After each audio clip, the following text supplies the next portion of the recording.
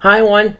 Malibu Sean Beatman here again. Well, and this has got a very, very special movie gallery episode. So, this past year I've been to, so far, it's only the beginning of December. So, you know what? I'm going to do my top 5 movies I've seen in the theater this year. That's right, 5. Well, technically, this is no ordinary. This will be out of order, so my apologies for all for this list. So far, I've been to seeing some pretty good movies this year, except for one time, which it was technically I call it a write-off, which was London Has Fallen. So this, and let's start off with a movie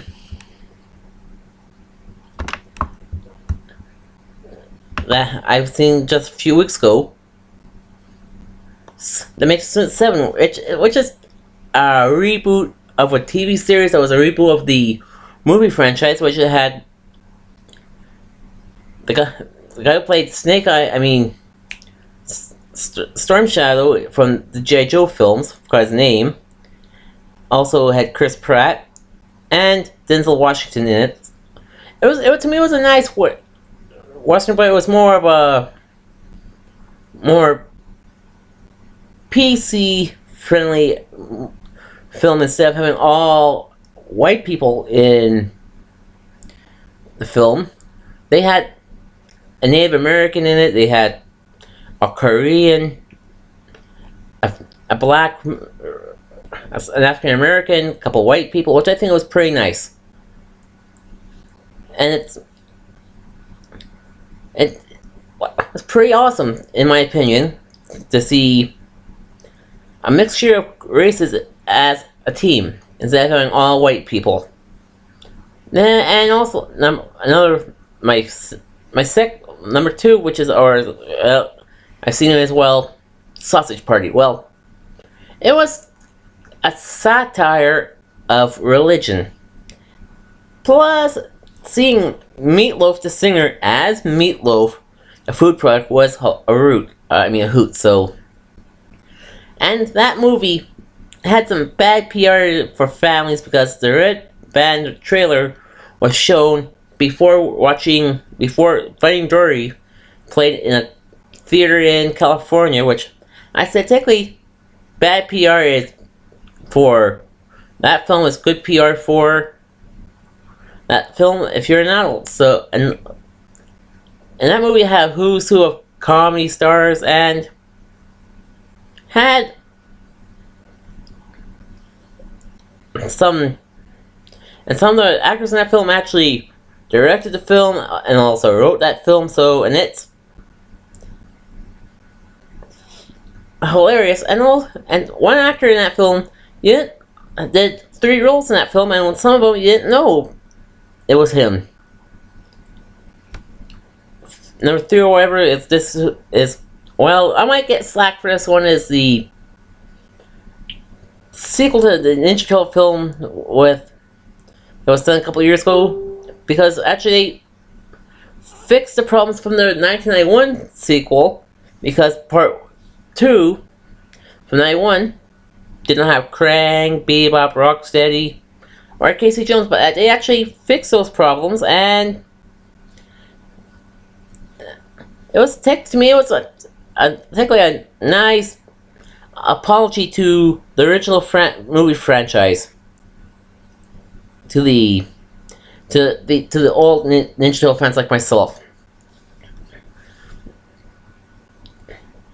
Well, number 2, or whatever in this list is Sully, because, well,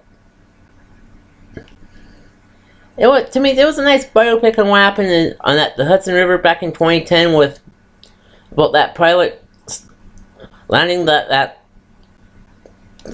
like a Boeing plane in the Hudson River.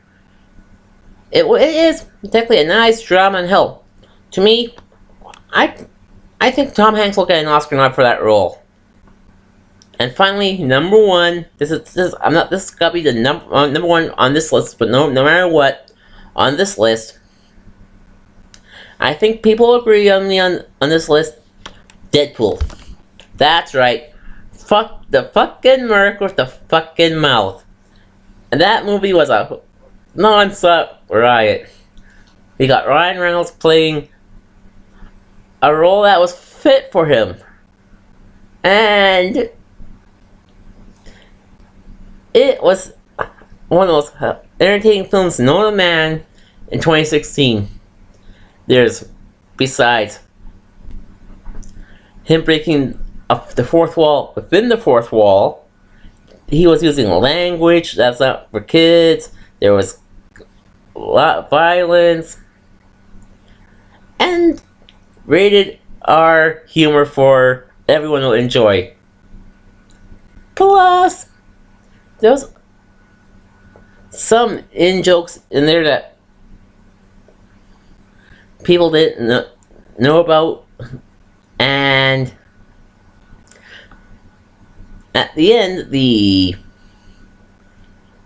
at the post credit scene, it was nice not to have Ferris Bueller's Day Off, which spoiled saying there's gonna be a sequel being made, but it is being made, but it's greenlit, but we have to go through all the red tape, and the director or producer is out, so they have to find a new producer. And hell, believe it or not, if I was Ryan Reynolds, he should direct that film as well. So he's gonna say, you know what? I want to direct this film just for fun, because Deadpool himself said that he is a cross of Ryan Reynolds and a Sharpay, and that's my top 5 films I've seen this year in the theaters.